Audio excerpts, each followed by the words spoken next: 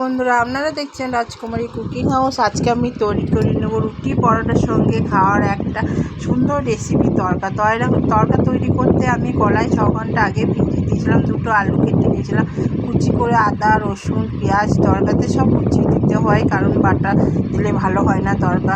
Tomato কুচি করে নিয়েছিলাম, কড়াইয়ে তেল চাপিয়ে দিয়েছিলাম, তেল গরম হয়ে গেলে আদা কুচি রসুন কুচি কাঁচা লঙ্কা কুচি দিয়ে দিলাম।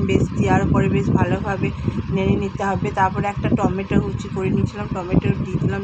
টমেটো দেওয়ার পরে কালারের জন্য তেলের মধ্যেই কাশ্মীরি লঙ্কা আমি দিয়ে দিলাম। দেওয়ার পরে নেড়ে চেড়ে এদিকে আমি সামান্য নুন হলুদ দিয়ে কিন্তু তড়কা কড়াইটা সেদ্ধ করে নিয়েছিলাম। একটা ডিম ফেটিয়ে দিয়ে দিলাম। ডিম ফাটানোর পরে বেশ নেড়ে চেড়ে যে ভাজা হয়ে গেলো সেই তড়কা কড়াই, এবং দিয়ে দিলাম আলুটা দিয়ে দিলাম, দিয়ে বেশ ভালোভাবে কষিয়ে নিতে হবে। দেখুন এইভাবে কষাতে হবে, খুব সুন্দর লাগে। তড়কা কষানো হয়ে গেলো এবং কড়াই কত সুন্দর তড়কা যে সেদ্ধ করেছিলাম ওই জলটা ছিল, ওই জল দিয়ে দিলাম। জল দেওয়ার পরে একদম ফুটে এসছে। আমি কিন্তু খুব মোটা করব না, তড়কাটা হালকা একটু বেশ মাখো মাখো করবো। এই দেখুন তড়কাতে অন্য কিছু মশলা লাগে না, মেথি পাতা লাগে। আমার মেথি পাতা আমি বাজার থেকে কিনে নিয়েছিলাম।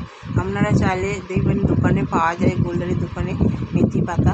আর তড়কা মশলা ওই তড়কা প্যাকেটের মধ্যেই থাকে, দিয়ে দিলাম। তারপরে নেড়ে চেড়ে নামিয়ে নিলে তৈরি হবে তড়কা। রুটি পরোটার সঙ্গে খেতে খুব সুন্দর লাগে এই তড়কা।